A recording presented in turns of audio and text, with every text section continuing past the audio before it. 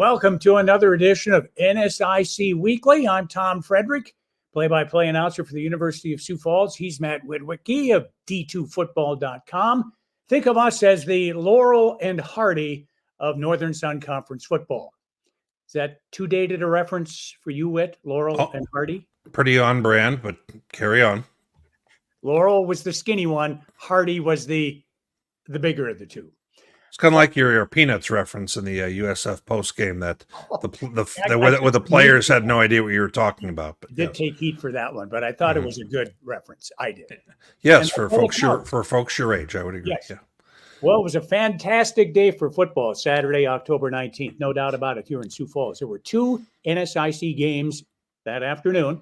I was at the University of Sioux Falls homecoming contest with Minnesota Duluth, while Witt was splitting his time over across town for the first half at Augie and the second half at USF. Oh, yeah, I forgot. Jeff Pappas was in town, too, for the UMD Bulldogs. He took a nice little flattering photo of us all there in the booth before the game. Yeah, for a friend of the show. Heck, you know what? He's been on the show. Great guy. You know what? Great guy to have calling your games. He super detailed, knows the league, love all of that. You bet. Yeah, Jeff. And he didn't really know how to take a selfie there. Chad Berger had to show him a little bit, but it worked out all right. Both Sioux Falls schools were victorious on Saturday, and it tightened up the race quite a bit. The Vikings are now in first place with Mankato and Wayne, and Sioux Falls is knocking on the door. And here was our post game that Cam Dean did not really get the reference to Peanuts. Cam Dean on the left, the Sioux Falls quarterback. That's Dawson Raby, a defensive lineman on the right. I did not bring up Peanuts with him. No, when you made the reference, the Linus reference, I just shook my head because I knew it was going to be kind of the popcorn fart that it was. And but you know what? He did a nice job of carrying on. I'll put it that way. Wow. Yeah, everybody knows Charlie Brown and Snoopy, right? Mm-hmm. Yeah, the show ended in right around the year 2000, so this would have been before they were even alive. But yeah, that was good. Yeah. All right, forget about it. You didn't care for it. He didn't really care for it, but I enjoyed it. That's all that counts. Fair enough. Your references are great one way or the other. I agree. Yeah, in my mind. Just like you're a legend in your own mind, I think my references are number one. Oh, boy. Well, you know what? Speaking of our game day tour, I went on over to Augustana, like you mentioned, and got a chance to gather some of the Winona fans who, once again, this was kind of like the Duluth game where it was like stranger danger when I walked up with my D2 gear on. And I chatted with some of the folks. I said, listen, here for NSIC Weekly. We chatted with them for a little bit. They didn't offer me a fireball, you know, like the Bemidji fans. See what I got there? Like the Bemidji fans did. But no, chatted with them for a little bit, got a group shot, a little bit of our tailgate that we, go ahead and check out the fans from all the different teams as we go around. And as I walked into the stadium, could not avoid this. When I saw, easy. Wyatt on the left and Brett on the right. Yeah. So as I got in there, by the way, yet another picture, Tom, where I feel like I look kind of svelte. Just pointing that on out. Maybe it's just the angle, but whatever it is. And our guest who's going to be coming on here momentarily, nodding his head yes in the green room. I like it. I'm in full agreement. And so, Tom, this was the Shriners game, and I couldn't help when I saw this thinking, you and I got to figure out a way to get some treatment like this at a game. We need hats like that. You know what those are called? I don't. An era long gone is what that is. Those are called fezzes. F-E-Z. Fez. But I do. There you have it. I like that. Stuff that folks learn from our show. And then later in my day, when I quickly showed up at half on the 9-minute drive, didn't miss any action. I was pretty proud of that. And ran into the Mavs Mafia here. So, we've got Steve Calavag on the left, John Behrens. We've got our guy Laker sporting our merch and also wearing a USF hat. They had a bye week. for the Mavs, and they headed on over to see Glow and Company, and we're there for the game. I mean, you want to talk about some of the best fans in small college at our level, buddy. Going to other people's bye weeks, just like that, I tell you. But or on the bye week, Laker on brand, drinking chocolate milk on the left hand side, and John Barron's just kind of looking at him like he's weird or something. And then we got Tony Gotch, Burger and Company, all after the game. And you know what? Laker took the entire tab. I tell you, what a guy. And heck, he even has a Shields gift card he got me, and one for you as well. But I've got that right now. I hadn't shared that with you yet. Just thought I'd point that out. And then moving on, in Tom's regular week here, going ahead, learning the Wayne State too deep here.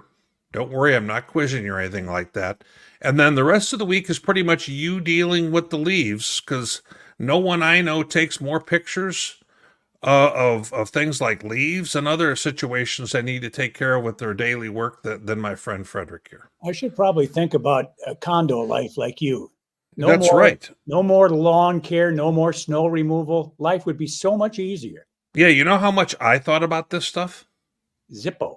Exactly. So, yeah, but that kind of leads us all into...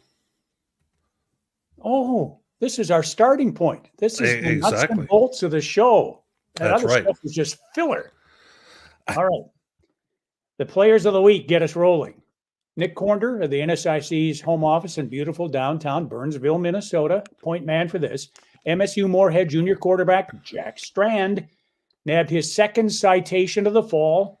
All he did was complete 35 passes, 357 yards, 5 scores, including the game winner, as Morehead came back to beat Concordia St. Paul 34-31. Man in the middle there is a Sioux Falls kid from Lincoln High School. He's linebacker Gabe Gutierrez of Northern State. He's a sophomore. He had 3 sacks as Northern routed Southwest Minnesota State 41-7.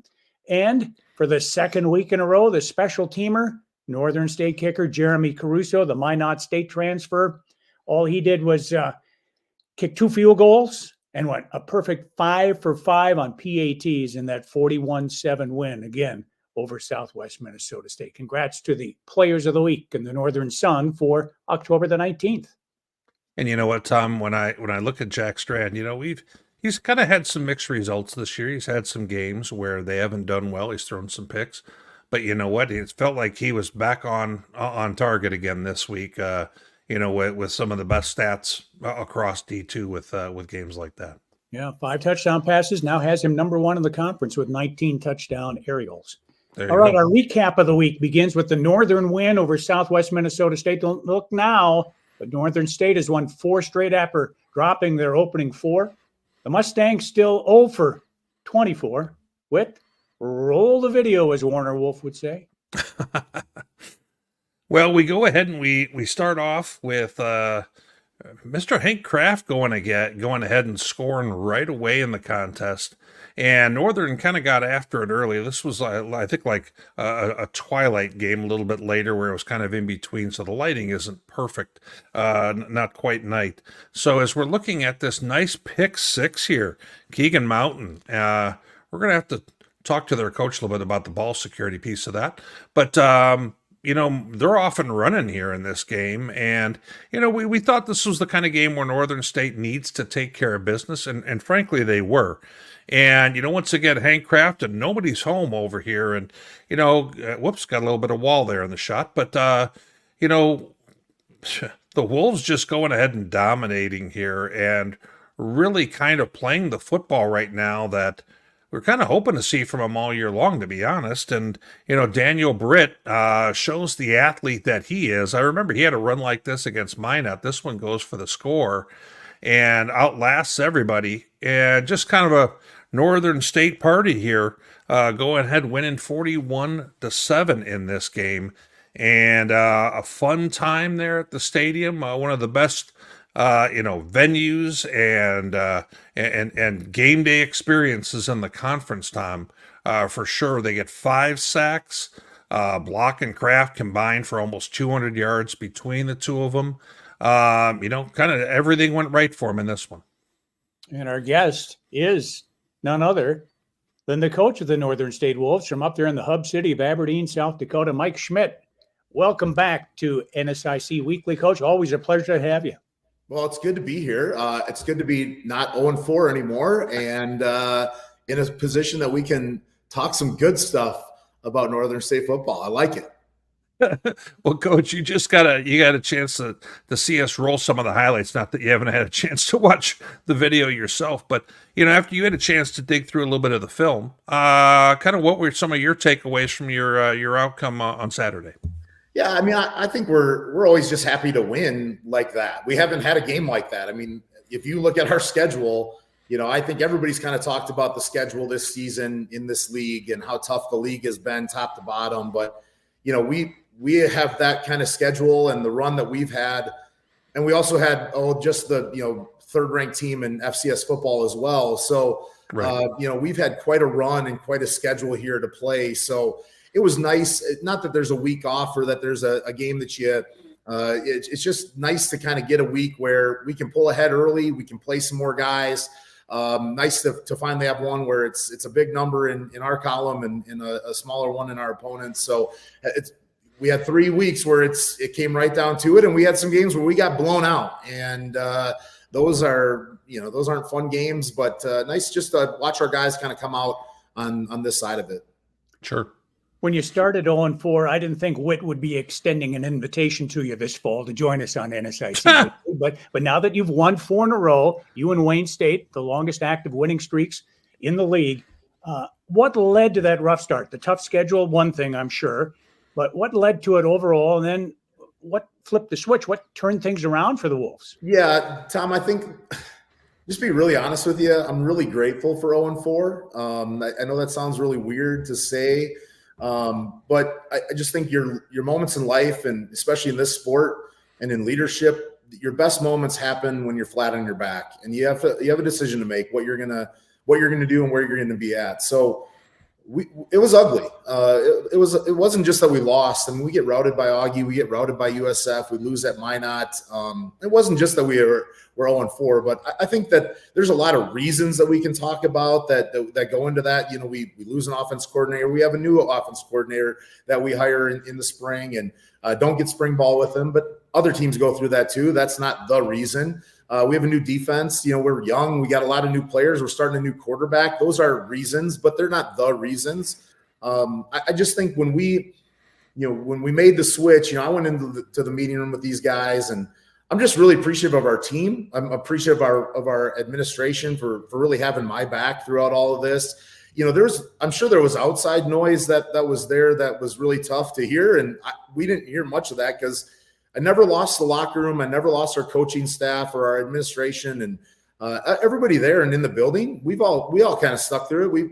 It didn't look good, but everybody stuck together throughout that. And I walked into a meeting at one point. I said, "We got 7 weeks together. Whether I'm the head coach at Northern State or not, I get to coach 30 more years. I'm 39 years old. I have a lot of football left in me, 300 to 400 games, and you guys have 7 together. That's all you get." And we can sit here and be miserable, and we can flip on the tape and say bad first step, bad effort, this stinks, you suck. That we can do that, but why live in that misery? And we said we're not going to do that. I'm not going to do that, and I'm not going to go down that way. Let's go have fun. Let's make sure we're playing loose, having fun. Let's make sure that even though our results there wasn't a lot of joy. Let's make sure we have joy. When we play, when we practice. We got 7 weeks together, and our guys really, they made that decision to go flip that. And I'll be honest with you guys, I think if we're 2-2, if we're 1-3, 3-1, I don't think we win those middle games. I really don't. I don't think that we come out and beat Bemidji, Duluth. I think it took us getting to rock bottom to finally go out and beat those teams, because a year ago, I didn't think we'd ever beat those teams. We walked out and got embarrassed by Bemidji and Duluth to start the season. And there's a lot that we've got to look at on how we can start the season better and come out of the gates a lot better, because that was a terrible start too in 23. But, we were flat on our back. And our guys made a decision that they wanted to change. And I'm forever grateful to them and our players, our coaches, for sticking with us, buying in to seeing the vision of what this could be. But if you lose joy, then you lose hope. And our guys, they made a decision they wanted to have fun. And those, these last 4 weeks have probably been the most fun I've ever had in coaching. And it's just been a really exciting time to kind of watch our guys grow through that. Coach, you and I have talked in the past. You've had a lot of challenges with Duluth and Bemidji on a yearly basis. I mean, not just can you win the game, but competing with them. And what in this case here, what was the key for you guys to be able to not just compete, but win both of those games? I can't help but think, man, your defense played outstanding against Bemidji. And you guys were out to a healthy lead in that Duluth game. They make a late run. But I mean, what do you feel, what was the catalyst in both of those games, or was it really complimentary football? I just think we really got to a spot. It certainly played complimentary football. I think Jordan Hine, our offensive coordinator, and him and Daniel Britt being a lot more settled. I mean, Tom, you were here and watched our offense. I mean, we turned the ball over on the first drive of the game. We never get going. I mean, it was really ugly to watch. There was no flow, no rhythm, no confidence, no command that we really had in that game, and maybe the next two even. So I just feel like Jordan and Daniel have really developed a lot of confidence that has kind of come along. So I think that offense coming through there.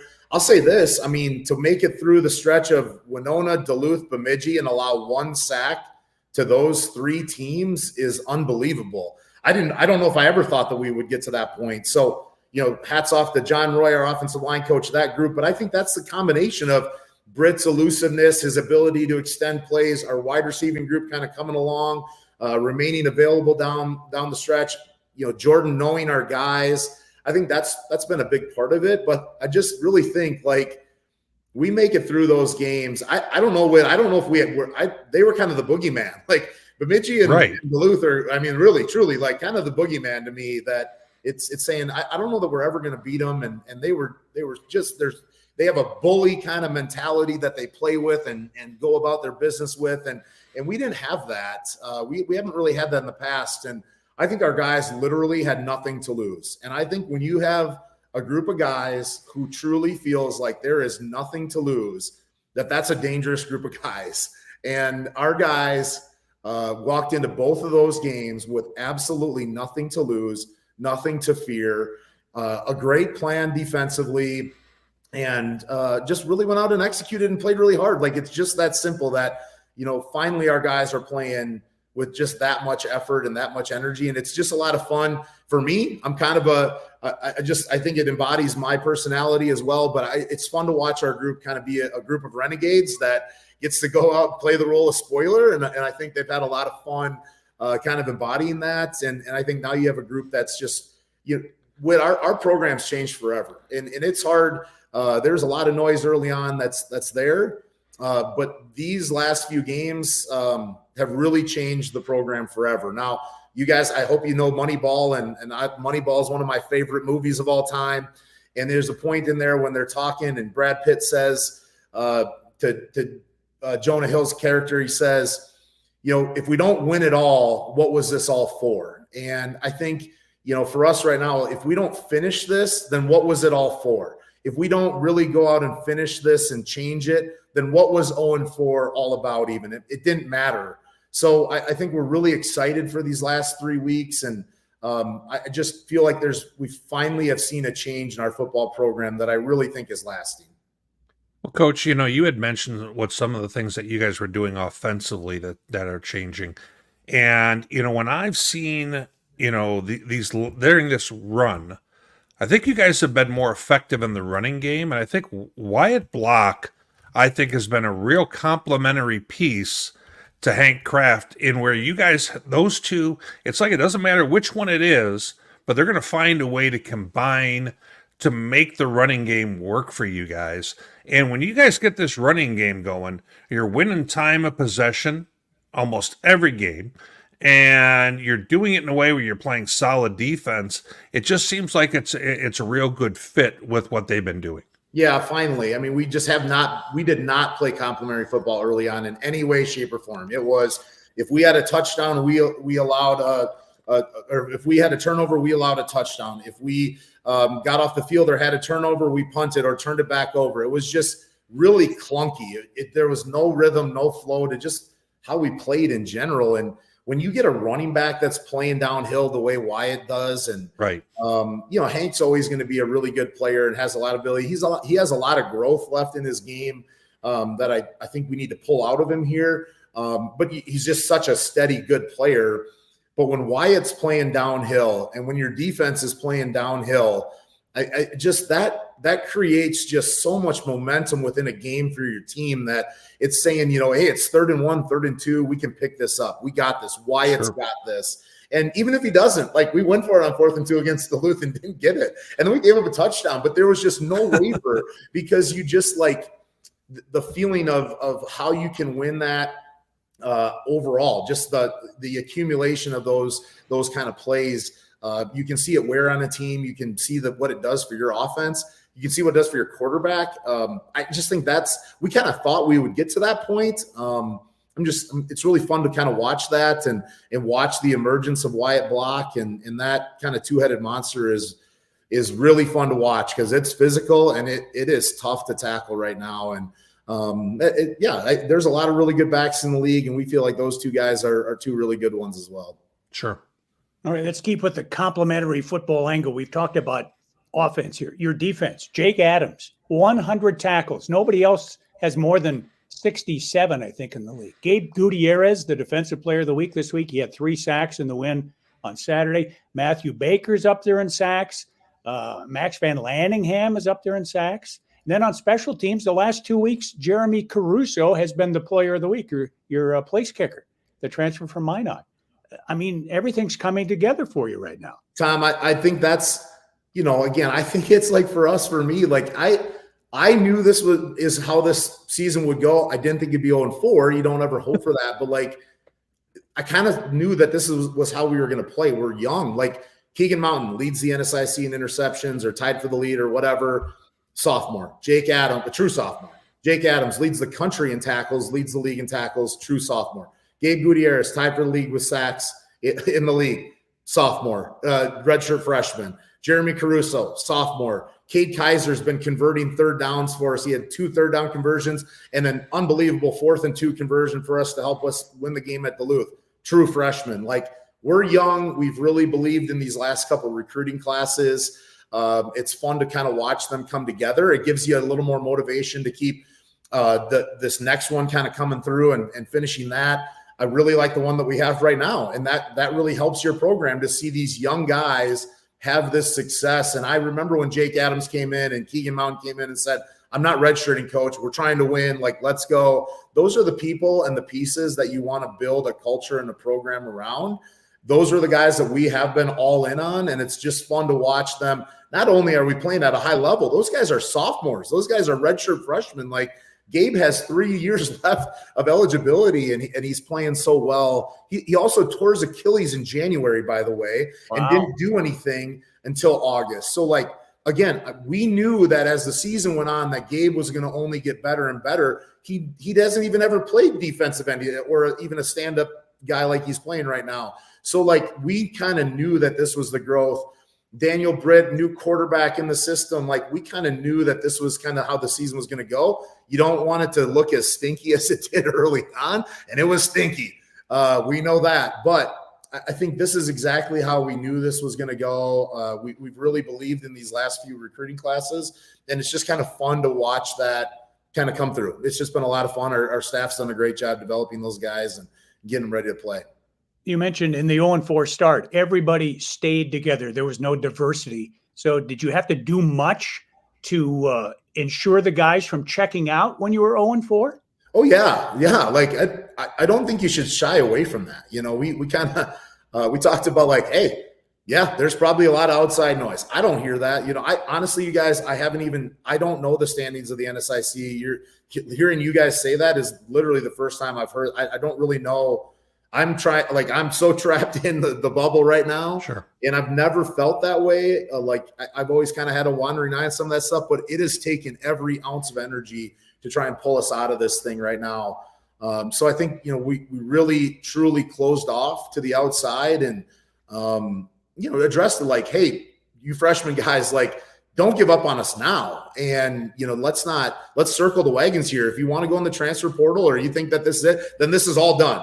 This whole thing's over with and we'll all move on and shake hands and see you later. But that's not it. And as I was walking out to shake Coach OJ's hand after we lost to Augie, and those guys drubbed us and they really got after us. Cade Kaiser grabs me and he just grabs me physically. And he's like, Coach, we're not leaving. Us young guys, we're all in. We believe in what we're doing. Don't veer off course. And to have a young guy who's playing as a true freshman, have that for you is empowering, I think, for me as a coach. And I'm just really grateful for all those guys. But even now, if you walk around our building, it's like the Ted Lasso Believe sign that's above the doorway. We have that everywhere. I walk in from pregame warm-up at Duluth, and I just see Believe signs all over their building, Duluth's building. Our guys had brought that along and printed it off and posted it everywhere. And they just really, really believe. And, in those moments, you got to make sure that you circle the wagons, close it off, make sure you don't lose guys on the way. Because if you do, then it truly is over. But I'm just really grateful for the guys for believing in me, believing in the vision that we had set forth, buying in, having fun. Love the staff, those guys competing, those guys not giving up hope on the vision and the mission of what we're trying to do. And that was our only hope. And the guys really bought into that. The staff bought into that. Our administration and Nate Davis and those guys, they stuck with us too. So when you have people around you like that, it's really good. 0-4 is pretty lonely. If there's any coaches up there listening, 0-4 is pretty lonely. If you've been there before, you know how bad it is. But again, let's not take it too seriously. And I think that for all the guys, it's Division II football. We love it. This is my calling. This is what we do. But come on, it's just at the end of the day, it's just trying to win a football game. Let's not get too worried about it. Let's play loose, have a lot of fun, and bring joy into our building every single week. Coach, ever since you've been with the program, you guys have had times where you guys have had a real high ceiling as a ball club. You've beaten Mankato. When Sioux Falls, the first time they came on up there, they were a playoff caliber team and you guys whooped them. This year you guys go ahead and you beat UMD at UMD. You beat Bemidji. Now certainly you've had at times a low floor as well. You talked about some of those games. Your squad, though, I would have to think has got to have a little bit of a vision of, man, I can see the team that we can be. And how do you guys get it to where they're going to be able to do that at a consistent level and that the floor side of things doesn't come out too often? Yeah, I'll tell you this. I think we were 7-4 that first year. We lose to Mary at home. We lose 36-34, don't convert our 2-point conversion against Bemidji. We're up 28-14 in the first half up at Duluth that year. We lose to Mankato at Blakesley in overtime. That's them coming off they hadn't lost an NSIC game since 2016 or 17 or whatever it was. We were close, but we really weren't. We were probably as close to 0-10 as we were to 10-0 or whatever, at some of those points. Because the mindset and the buy-in and the belief wasn't really there. There was a lot of individual belief probably on those teams. I don't know that there was a full belief in the program. And I think for us in here and our staff that we've had, and that's through multiple coordinators now and all of this, I think there's just been, you need these moments where you have this team that is just galvanized behind the vision and galvanized behind the mission of what you're trying to do. And it's just not that difficult. And especially nowadays in college football, it's a very different landscape. Pre-2020, talent accumulation is all that mattered. The best teams won.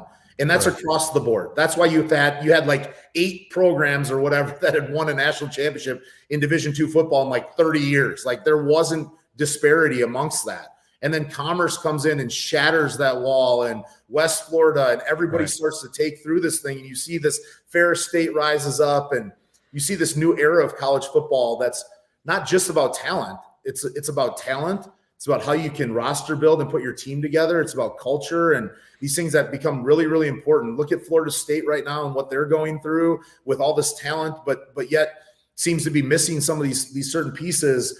And I think for us here, we always felt like we were kind of missing that.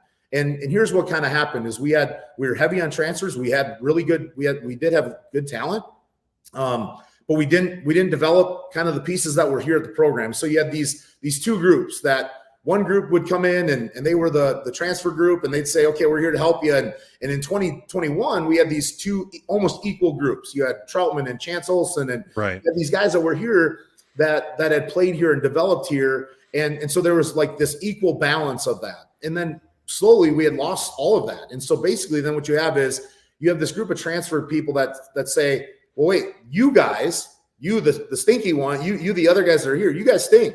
And we're here to be here for you. And, if without us, you guys stink or whatever. Like I'm not saying that it was directly like that here. It wasn't directly like that, but that's certainly kind of part of what it feels like. And then you start to lose some of the foundation of what you're trying to build as a program. And so for us, we said, we got to tear this thing down. We got to start fresh.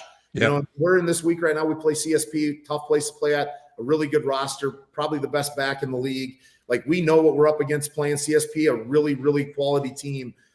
Last year, that was one of the most miserable, difficult bus rides home for me because I knew we had to change everything.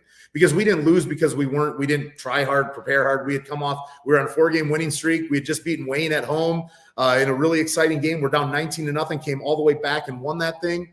And we go out and just lay an egg there. And I knew in that moment we had to blow everything up. And we went in and we brought in 47 freshmen this year. And so we're starting this whole thing back over. And we're going to build this core and this foundation. And now truly, like, I know we were 0-4. I'm really grateful for our 0-4. I don't think we beat Duluth and Bemidji without being 0-4. And now you can say, like, our program's changed forever as long as we finish. And that doesn't mean I'm not saying that we got to win 3 games. That's not what I'm saying. I'm saying how we show up, how we prepare, what does it look like these next 3 games. And if we can finish it, this program's changed forever, and it'll be a lot of fun. This is kind of the moments, and I hope you can feel kind of the energy in my voice that this is what I live for. This is it for me. Like, this is the state of flow, is feeling a team that's galvanized behind the mission and vision of what we're trying to do, and it should be an exciting last couple of weeks. Well, Coach, as we go ahead and kind of look at the schedule here that you have in front of you, I was talking with on our MIAA show just the other night about like a Central Missouri who has 3 losses right now, 3 Division II losses. Well, that's where you guys are sitting right now. You guys don't have 4 Division II losses; you have 3. There's an outside chance that a team with 3 losses could make the playoffs. Now, I'm not trying to say, Coach, that we're selling hope here, but I'm going to be honest with you. That has happened in the not all that long ago past. And, you guys go ahead. Let's say you stay hot, you take care of business with Concordia. Boy, I think you may need to make a case for the fans at Dakota Bank Stadium that you guys better fill that thing for the Mavs coming on in the week after that, and then they better go ahead and get on a bus or something and go to Wayne, because you've got some huge games here, Coach. But man, I tell you, you guys take care of business at CSP. Boy, I think that's going to be a tough venue for the Mavs to play. You've got to love how well you guys play at home and what that venue does for you. Yeah, no question. I can't wait to play at home next week, and that'll be great just because I love playing at home and love playing these games in front of our crowd. I mean, the Bemidji game at the end of that thing, it was so loud in the stadium, and it comes off the stadium to that visitor sideline. I mean, so loud. And Bemidji, the 2-point conversion, they can't communicate. And it's the wrong play call. They run power up front, and they're throwing the ball. And that's Gutierrez is off the edge, potentially unblocked. Right. To disrupt the play because the crowd is so loud and nobody left that game. I mean, it truly is a venue like nothing else here in our league right now. So yeah, we want to get back home, and hopefully we have that for these people. We know how tough this is to go play at CSP. We fell victim to that last year, and it's a really good team and a really good roster. That love the way the quarterback's playing right now, and Tom, you saw him play really, really well down there.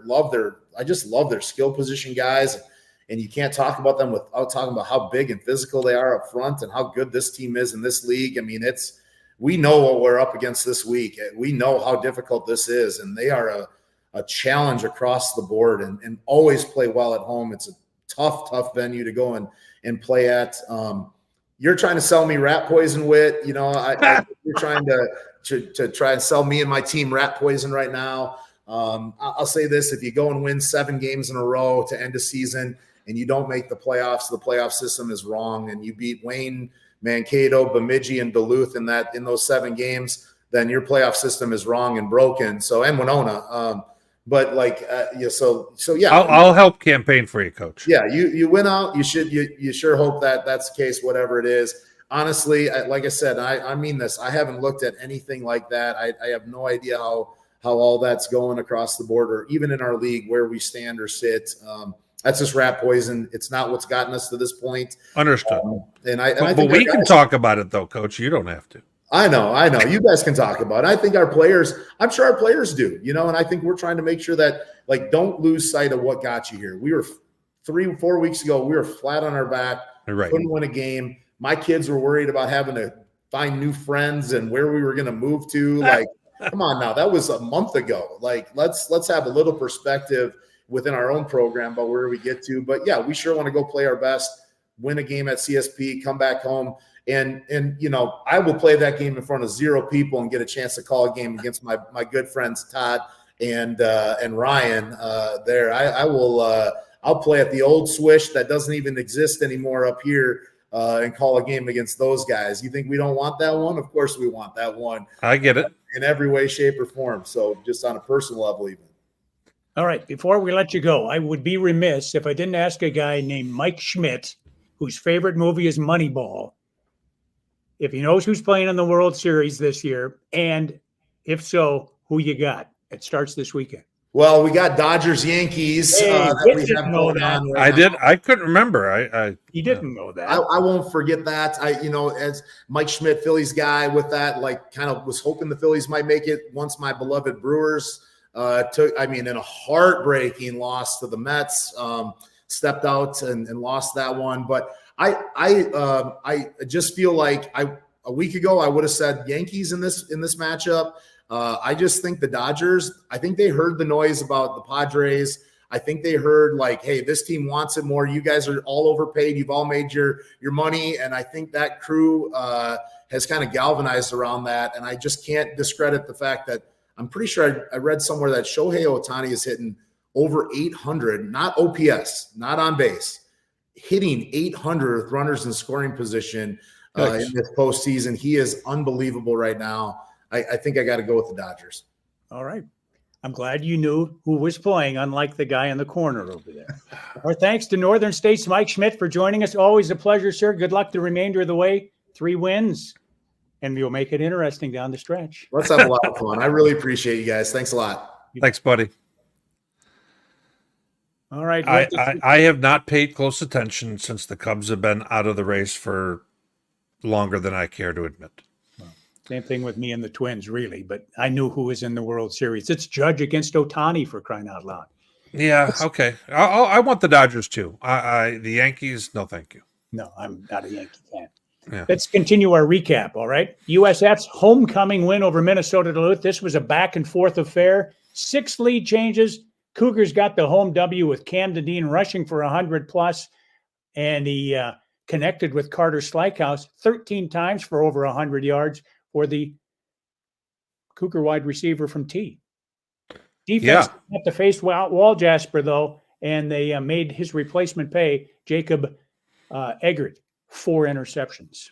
So I'm listening to you guys in my earbud at the Augustana game, standing right underneath the goalpost, and I hear you guys mention, no Kyle Wall Jasper today, and I'm thinking that would have been useful before we did the pick'em last week.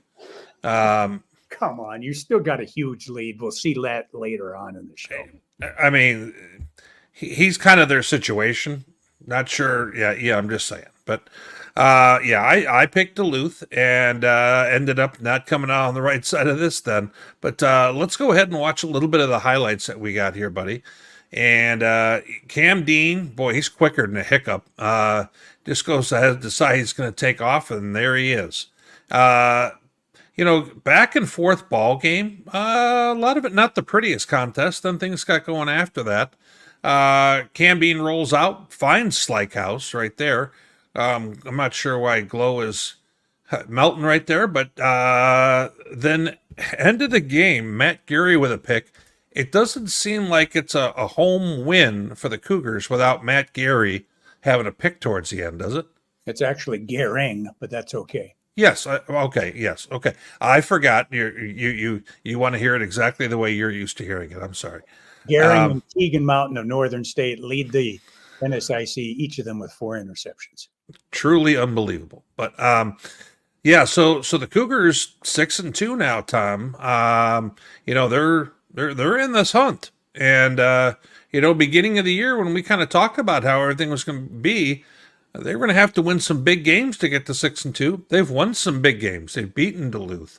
They've beaten Mankato, and now they're sitting here in this position. So fun to have teams playing for these the big stakes going forward. They got a couple of big games coming up, though. Wayne State this week, and then on November 9th against Augustana.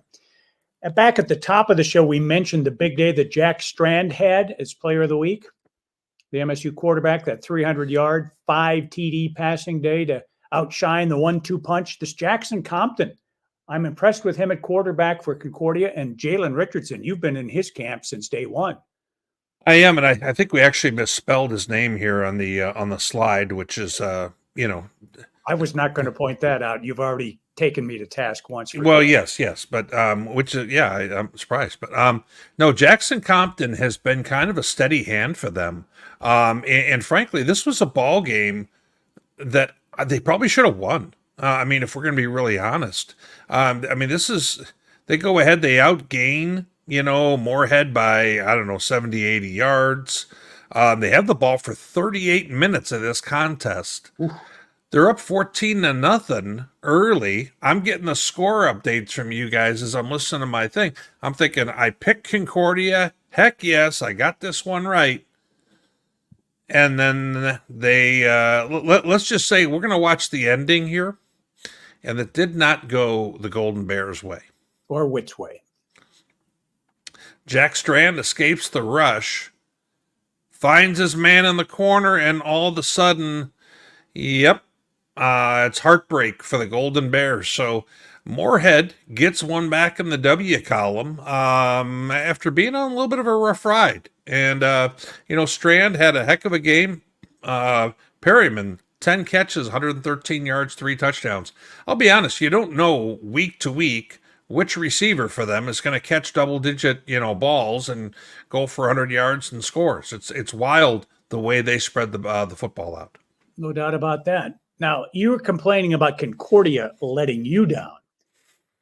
Augustana made me look bad by trouncing Winona State. Let me ask you this question. Explain how Morehead can beat Augie, but get embarrassed by Winona, and then the Warriors get shut out by the Vikings. As long as I roam the earth, Witt, I'm never going to figure this out. You're trying to apply the transitive property to football, and it doesn't always work quite that easy. And you and I both were singing the praises of how Winona was doing these last few weeks. Jackson Flotmeyer, kind of the Winona new Luke Papillion, and we're dating ourselves with that reference for all the young fans who don't know who Luke Papillion is, but he was a star quarterback for 4 years for Sioux Falls and one of the better players this league has seen during that window. And, Flotmeyer has got some of that same skill set, and he did not find much room to move. And this is, me on the sideline pregame while they're going ahead and doing the anthem. I snapped a quick shot, then I got myself right for the anthem. Before the game, had a chance to talk with with Coach Bergstrom. I had not gotten a chance to talk with Bergie since he got this job. He and I have not we just haven't run into each other, I should say. I've chatted with him over the phone and so forth. But, kind of an emotional day for him coming on back to a place that he had coached for years and been the defensive coordinator there. And, he kind of talked me through some of that stuff and how much, has changed and since that time. But man, once we got to the game time, Augustana, they just, 17-0 at half. Gunnar Hensley had a 60-yard run for a tud that got called back on that same play that he did against Minot, where, he does that keep and goes. And Epperson had a good game. Isaiah Huber is, I think, a terribly underrated player for the Vikings. Might be as good or better than any kick and punt returner in this league. He's fearless of the way he goes about things. And he is kind of that guy who does a little everything for them offensively. I really like him. And their defense, 4 sacks, held Winona to 0 for 4 in the red zone. That's something right there. But let's go ahead and watch a little bit of the video here. And there's Bergie, sure enough. There's Flotmeyer. Maybe you can see the what we were talking about. They're in the red zone here, and tip ball after a block punt. Augie gets it. I'm in the back there watching this as Jack Fisher gets it. You can see me standing back there saying, I'm not in the right spot to get this picture. And he goes almost the distance. And Epperson, cashes in again. And, the Vikings just very, very good defensive effort from them against a Winona team that we thought was really stock up. Yep. Augustana, big game coming up this weekend. We'll talk about that in just a little bit. I know it. After a 3-0 start, Minot State's Beavers have now dropped 4 of 5. They're definitely much improved, but the Red Beavers, no match for the Green Beavers of Bemidji State this past weekend in Bemidji. Yeah, I had a chance to watch some of this game, Tom, a little bit earlier today. And, you take a look at the offensive numbers, and I think we finished with Bemidji with like 250 yards. Minot was held under 150. Just a really slow going game. I've kind of joked around about this before, but Bemidji State's a physical football team, and they were really limiting Minot State in this one. And it was one of those deals where this was just not going to be a fun game to watch. It was going to be like a fight in a phone booth. And Bemidji is, still, I think, kind of on the down low of the teams with 2 losses who are still in this race, because it's kind of like no one's talking about them anymore. You know what I mean? No, they're still in the hunt. We've got 4 weeks left in this season, and it's still wide open on who's going to make the playoffs. Absolutely. Wayne State remains red hot. As I alluded to earlier with Coach Schmidt, Wayne and Northern have the longest active win streak in the NSIC right now at 4 wins apiece. The Wildcats sent Mary down to its 7th consecutive loss, and they did it handily. Yeah, Mary's kind of got a little bit of that free fall going on. They switched over to a different quarterback, and they just have not found the promised land very much. And Kendrick Watkins Hogue was did not play for Wayne. He was in street clothes. I happened to notice when I flipped on the game when I got home a little bit later. Considering I played him on my fantasy team and sat Slykehouse for him. So that was that worked out real well for me. But I'm going ahead and I'm watching this game, and I noticed Latravius Boyd returned. Yep. He had been out for a few weeks for Wayne State, so he was back in action, scored a few times. This has felt like one of those games where Wayne State just kind of got up and figured, okay, we just need to get by. We're not going to throw the ball a ton. We're just going to continue to pound the rock. We're defending well. We're going to get out of here, and that's kind of how this one played out. It wasn't a real pretty contest either. traveling to Wayne this weekend. Looking forward to seeing Bowen and Boyd and Kendrick Watkins, Hogue, and company. Yep. Well, here at the NSIC Weekly Podcast, we enjoy pizza and we enjoy chicken a lot. And that's handy because for a second straight year, Boss's Pizza and Chicken is our exclusive sponsor. You know what? I had Bosses during the week and had a little bit of pizza, had a little bit of boneless again. I've kind of been on a little bit of a kick with that app. It's kind of a dangerous thing for me, Tom. They have different specials on different days of the week and so forth. And, we need to kind of reiterate. I talked to the owner, Jeremy, yesterday, and he said, you know what, Witt? He said, we have not gotten anybody who has had interest in a franchising opportunity here in a little while. And on that right side of the page, if anyone, this has become a very successful business. He's got more than 10 locations of Bosses. He's trying to grow this. And he wants to put it in a hotel, like a hotel bar type location. And that said, there's opportunities, and 2 of them in Omaha, as the top of the screen says, Springfield, Missouri, and Mankato. And if this is one of those things where you're looking for a change, and this is something that you think can work for you, go on their website, go to the franchising opportunities. It would mean a whole lot to us if you mention us, if you do, because the fact that we've kind of got an agreement with them to try and help them find additional franchisees. So if this sounds like something that may be up your alley at all, and you don't like what you're normally doing, or your normal day to day, go ahead and check this on out. All righty, with the Division II ranks, were shocked. The defending champions went down to defeat on Saturday. The top 25, little shake up there, but still the Northern Sun repped by 3 schools for yet another week.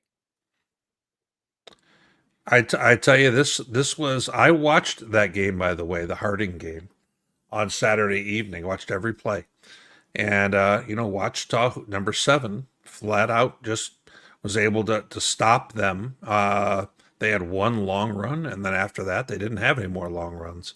And I thought Harding might go on through the season undefeated. So we've had a little bit of a shakeup at the top. You can see Mankato is almost kind of right there with them, 8 and 9. And then from there, we've got Augustana and we've got Wayne State. With some of the big games this weekend, I think all of those teams have a chance to move themselves up a little bit further and kind of have one of those feature wins that helps give you a bump. But at the end of the day, Tom, we're not going to be caring all that much about this top 25 in a few weeks when these regional rankings start coming out, because that's really how we determine the playoffs, not, kind of a beauty pageant. Yeah. The NSIC standings, Witt, right now, it's pretty cramped at the top. You see 3-way tie there, Mankato, Wayne, and Augie. Sioux Falls and Bemidji next with 2 losses. Northern's red hot, now at 4 and 3. Morehead and Winona, still just 2 games out of first place in the loss column. Then Minot State at 3 and 4. Duluth, wow, this is the first time that a Kurt Weese coached Bulldog team has ever lost 4 games in a season. They're sitting at 2 and 4 in the league. Concordia at 2 and 4. Southwest and Mary still on the schneid looking for their first wins. And with the games coming up this week, we're either going to get a little separation at the top, or we're going to have some more condensation at the top. We're going to have a tighter squeeze, a tighter fit up there. I'm going to be anxious to see come Sunday or Saturday night what the standings look like. No one's running away, that's for sure. And I don't think any of us are terribly surprised by that. We had talked at the beginning of the year, there was kind of like the Big 5. Yep. And, the Big 5 has changed a little bit. But there's still that many teams, or a little bit more, who are in the hunt, yet still at this point. All right, there's just 4 weeks left in the regular season. That means 4 weeks left in the Pick'em segment of the NSIC Weekly Podcast. And despite my 5-1 showing, my wild swing with Winona was costly. I felt Augie might win, but I wanted to differ from you, and it cost me. I'm still way behind there. I'm 6 behind Witt and 4 behind the computer. I got to do something unorthodox here to make it interesting, I'm thinking. Well, I was disappointed with the result I had from Concordia after being up 14-0. And I really thought that I had that one figured right. But, it is what it is. And, you beat me this last week. So, that kind of brings us into our slate here, buddy. Let's preview the weekend. Sioux Falls at Wayne State opens the day. Massey has the Wildcats by 7, and you have deemed this contest worthy of a tale of the tape presentation here. Oh, good point. You want to go ahead and let's tee that on up. I know that this is the segment that you look most forward to with the X's and so forth. Those who are new to the show, let me explain. If you don't have any X's on one side or the other, that means that you're not quite at level. If you have an X, that means that you are what I'm going to call competent, capable, whatever. Double X means I'm going to give you a little extra credit in that column. So you may be thinking to yourself, why does Witt have, for total offense, Wayne State getting 2, but Sioux Falls just getting the 1? Especially when Sioux Falls has better offensive numbers than Wayne State. Explain that to me, genius. Well, they're very similar, and they're not better, that's for sure. Now, that said, here's the biggest difference. Sioux Falls offense has turned over the ball 11 times this season. They have, yes. Do you know how many times Wayne has turned it over this year? 3. Exactly. That's a big deal, my friend. That is a tiebreaker in close moments. All so right. I even have good explanations for the X's. I came prepared for you today. I'm looking at this chart then. Wayne State has X's in every category. Sioux Falls is lacking in 2. So I'm guessing you're picking Wayne State Saturday at noon. Well, we're not quite there yet. Special teams. Dwayne is doing the best at punting the football in the league. I thought that you'd appreciate the fact that I pointed out some of the finer points, because the special teams is normally my area of expertise. Yes. So since I know that you don't know that I've already picked this game on a show, I heard that 2 days ago. Oh, it got back to you. There is a lot of reasons that I think that, how can I best say this? Wayne has clearly played a softer schedule so far. We talked a little bit about some of the teams that Sioux Falls has already played and beat. So I think Sioux Falls should have the confidence that they can go win a game like this. My thoughts are, though, Wayne is able to strike with the big plays, and I think they're still going to be able to here and not turn the ball over as much. Sioux Falls still turning the ball over a little bit too much. If Sioux Falls was a little bit more careful with the football, I think they have a chance to win this game. I'm going to take Wayne, and I'm going to pick a score here. 30-27 Wayne. Now, Wayne State, Witt, has won the last 2 in this series. Hadn't won one before that. Nope. But that string comes to an end in Wayne, America. I've got the Cougars winning a 1-score contest. Fair enough. Be different. So we both think a very, very good game, no matter how it plays out. Yes, correct. Okay. Entertaining from start to finish. Northern is at Concordia St. Paul. That's also a noon kickoff. Wolves are Massey's 7-point favorite.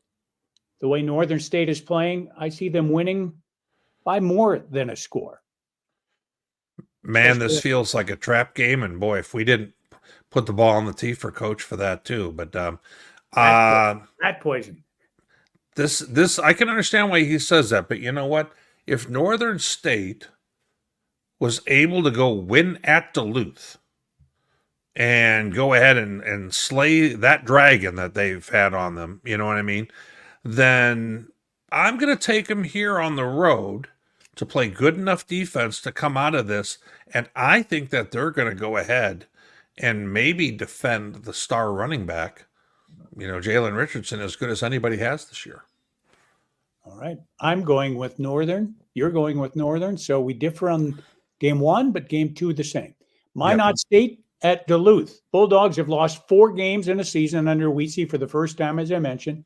Those 4 setbacks, though, by a combined 11 points. Yeah. UMD is favored by 24. They'll win but I don't think it's going to be by 24. No, I mean, obviously, for those tuning in, or how is that 24? That's because of the fact that, the computer rankings are taking, recent history into consideration and so forth. And these two teams were clearly going different directions the last few years. Man, I'm tempted to take Minot. I think Minot's going to be more excited about this football game than Duluth. But at the same time, I think the way Duluth defends, watching Duluth up close and how they were able to limit Sioux Falls' running game outside of it being Cam Dean. Right. I think that doesn't bode well for Minot. And as long as Duluth comes into this with their mind right, I like Duluth winning this game. I think it's a little more of a low-scoring contest, though. Winless Southwest is in Morehead. That's our fourth and final noon kickoff. Jack Strand and the Dragons favored by 24. I see them winning by more than that. Yeah. Some of the Southwest supporters on our forum have been talking about let's just score a touchdown and stuff like that. And, obviously I'm hoping to see Southwest do better than that. We want to see them find the win column this year. So I don't know. I think maybe Southwest can compete a little bit in this football game. But at the same time, Morehead's offense is just too much to deal with. I think there's a chance they'll be right around that number that you threw out, about 24. Next up, Bemidji is at Winona State. That's a 1:00 kick. Bemidji favored by 6. I think they win by more than a tud. I don't think they do. I think this game's tight.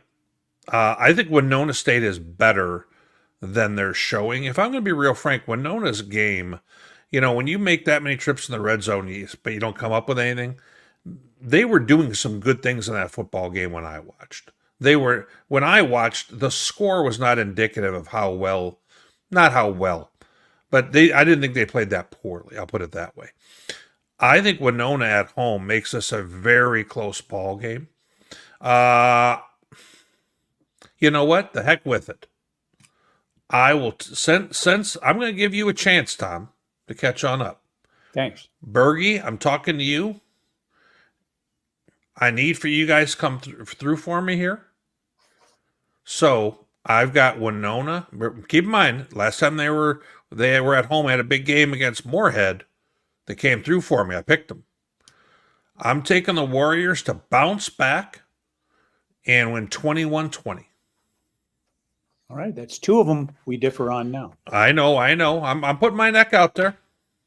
And finally, it's the second of your Tales of the Tape games. Mankato hosting Augustana. A stake of first place is on the line. Massey has the line at Mankato by 3. Let's analyze the tale of the tape. You know what? When I did my breakdown here, and to be honest with you, I kind of had to pull out Augustana's. Augustana played South Dakota State first game of the year. No one else in our conference is playing. Northern did, but I mean, is playing teams of that caliber. That's a whole different deal. Second game of the year, but that's all right. Oh, I'm sorry. You know what I meant. Yes. So since then, boy, I take a look at things, and Augustana is defending really, really well. And I kind of take a step further in this. Augustana's got 22 sacks on the year. MSU's got 7. Mankato's going to hurry the passer. Don't get me wrong. Maven Krejci's going to get to the quarterback at some point. I just think Augustana is right at this moment playing closer to their ceiling. Mankato these last few weeks, they eked one out against Morehead. They lost to Sioux Falls. I think that they're going to have trouble establishing the run game like they are accustomed to. Augustana's played them 2 times last year. Mm-hmm. One big both times. I just kind of feel like Augustana right now feels to me like Augustana has got the edge in this one when I consider everything else. And, I mentioned Isaiah Huber earlier. That's why I give them that extra X in special teams, because he impresses me with the way he comes up fields, punts, gets on the run, going. I tell you, I'm going with Augie on the road here. I think this is going to be a 31-27 kind of game. All right. I have to change my thought here. Augie So won. you were coming in hot with the Vikings. I was, but now I've got to differ. I got to make up some ground on you here. I'm going to go with Mankato at home just to get back at you. But what's your angle and reasoning? It can't just be that. It is. Or that. Oh, come on. It is that. I mean, it's a pick'em game to me. If I was going to go with Augie to make it 3 in a row against the Mavs, but since you went with Augustana, I'm going with Mankato just to differ. Well, you can be like my guy Ferg on our national show when he says, "In Hoffner we trust." All right. So some great games, though. I mean, this is probably our best slate of games this week, don't you think? I mean, for the season. Yep. And 3 the same, 3 different. I like it. This is normally the spot in the show where you give away this dry fit tee, but apparently we've got production problems. Too busy a week, my friend, between Pitt State last night with the MIAA stuff. Got Coach Schmidt on this week. We didn't have time to do this. We'll make it right next week. Maybe your legion of devoted followers is going to abandon you if you leave them in the lurch here. We'll see. Not likely. All right. What do you say we scrape the bottom of the barrel with another ill-fated version of NSIC Jeopardy? Everybody loves this. Well, no, not everybody. That might be a bit strong. To embarrass me is what they. You know who enjoys this segment? Nope. My kids. Really? They like to watch the YouTube of this, and they get a kick out of it because they think our relationship is funny. We have a relationship. Okay. I know that might be a bit strong, but yeah. That's the second one I've got going now, I guess. And she says hi to you, by the way. That's great. Moving right along. Running back, Augustana. Kind of a more of a, I don't say chunkier guy, but a guy who filled out the uniform. By the way, the cheerleaders in the back losing their minds with this touchdown being scored. I see that, yeah. This would have been the mid to late teens. So what, 5, 6, 7, 8 years ago, whatever it may be in that window. Guy is a teacher in town here in Sioux Falls, and also helps coach high school football over at Washington High School. I've done so much here. Now you are going to say, give me his initials. No, I'm going to give you a guess. The first name that came to mind, and this is my final answer, Dejan Newell. Nope, he was before that, and he was not. This guy probably had a bigger upside when he was really going. Ryan Bradbury. Oh, Bradbury. Okay, got it. Yeah. He ran behind his pads. Okay, so per usual. Whoops. Wait. You forgot. Almost forgot. I just got to make sure this thing works right. We're good. Okay. We had to have it ready to go. Well, if you miss that, good money says you might miss some of the rest here. A player who was with Bemidji State after COVID, so this is much more recent for you, Tom. This guy was kind of a Swiss Army knife for them.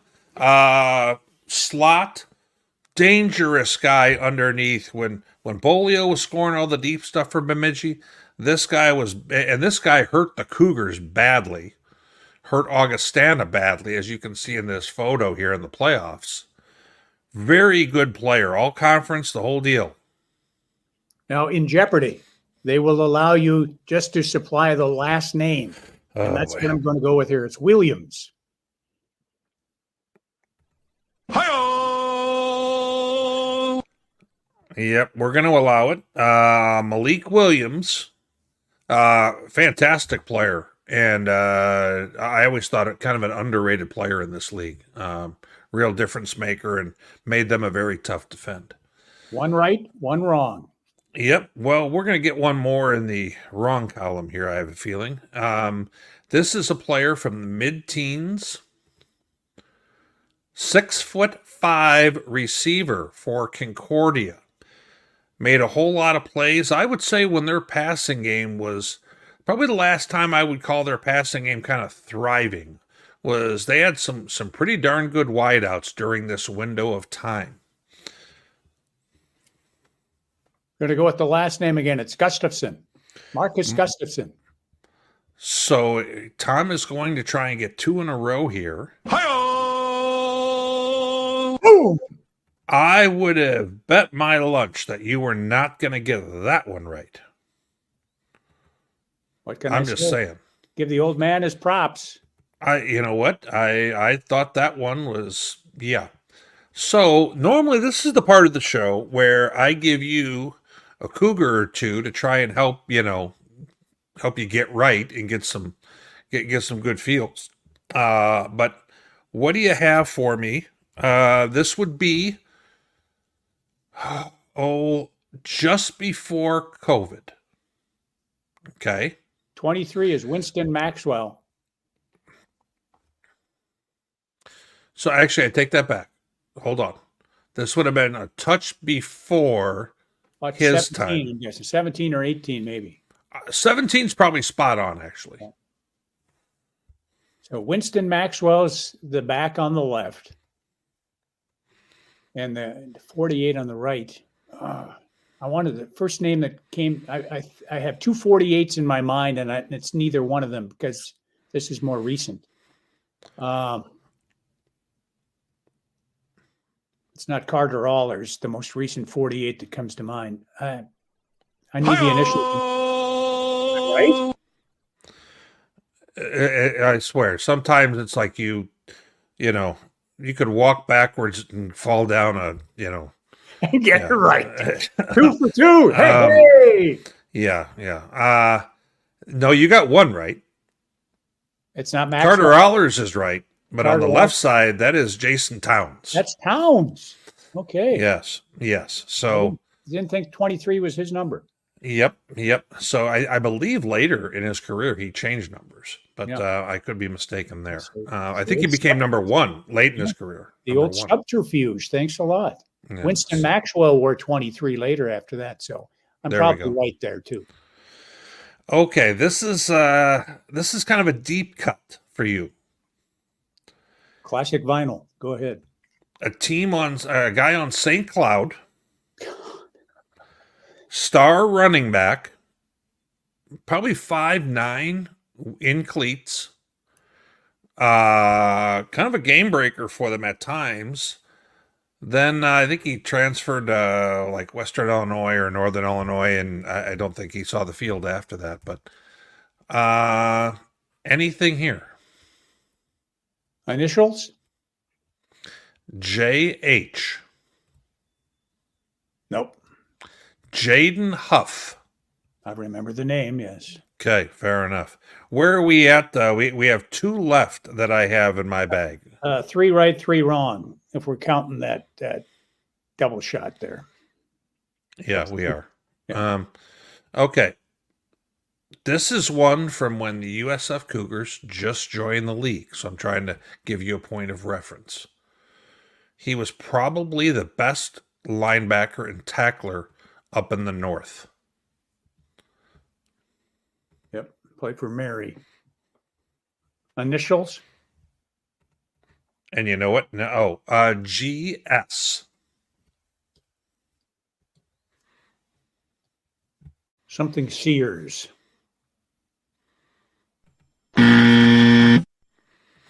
Grant Singer. Oh, Grant Singer, yeah. Yep. He was a dude. Yep, he was. Look at that helmet. I like that. Well, you have a chance to get some small level of dignity back here. Let me ask you this question. Yes. You dig out these photos. Do you know who these people are, or do you find out who they are after you find the photo? No. What do you think? I just type in Northern Sun photos and people show up? I mean, I don't know, but your wealth of knowledge isn't that deep, I didn't think. But I would have gotten all these first time. Bang, bang, bang, bang, bang. Sure you would. Yeah. I'm not saying, I'm just saying. But okay, so this last one, I don't know what's with the lighting here, but Wide receiver. well, yes, that's that. Thanks. Huot. Huot is his last name. How do you say it? Nate Hewitt. Okay, Hi-oh. Hi-oh! I wasn't sure. And keep in mind, I want to say he is the career Northern Sun receptions leader, I think it is. He had like a season or two where he had caught 100 balls, and he had a great, I mean, he was like a 4-year starter and all that stuff. I'm sure I'll have Kelly Loft on line 2 here in a minute. But I'm going to go with that answer. I think that's true. Whether the record book says it or not, I'm going with it. Any idea who else is in that shot? A couple of Cougars, and I don't recognize either one of them. I didn't even know that was a Sioux Falls uniform. The picture is not. They must be the whites. With well, that's St. Pierre, not Solomon, but that's the other Noah one. St. Pierre. Yeah. Yep. And that's what safety Joe something or other. Joe. I thought it began with an R. Maybe I'm wrong, but Joe Rodino did not wear 20, so it's not. Okay, maybe I have it wrong then. So I think you do. I'm sure we'll find out in the comments nonetheless. All right, man. Thanks a lot. That was fun. I enjoyed those photos. Well, good deal. Just as long as you're happy. Let's go ahead and kind of wrap things up, my friend, and we're gonna take a look. I want to mention somebody, specifically when we went ahead and we were looking for some photos to use for Northern State.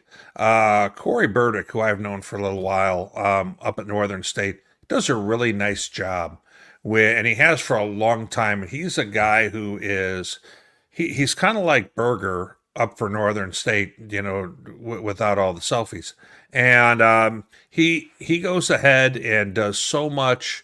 He's just a dedicated, Wolves alum, and I wanted to kind of just show him a little bit of love here in this process. Now, our guy, Zach Borg over at Dakota News Now, always does a nice job. I see him on the sidelines gathering some highlights, and we've obviously used some of his stuff and the Northern Sun Network and everything, that Nick and his group do at the league office as well. So we always want to just make sure, everyone knows that we're getting all this stuff from different places and appreciating them. Now, for those who are curious and want to get a little bit more of this Tom Frederick guy, top right corner of your screen, you're going to go ahead and see.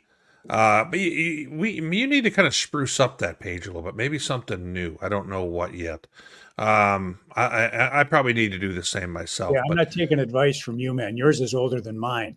Well, maybe more current for sure and topical though. So as I go ahead and I look on the far right side of the screen, there's our stuff. If you want to follow us, you're going to see a whole lot of Northern Sun content. I also am on our national show and a few others, so you may see some other stuff there. But I thought, buddy, this is a great weekend for games. Have 2 of the biggest games of the year, both happening right here this Saturday. Yep. That's Sioux Falls at Wayne State and Augustana at Mankato. Tune in next week. We'll see who is better at picking the games, Laurel or Hardy. Tom and Matt saying so long for NSIC Weekly.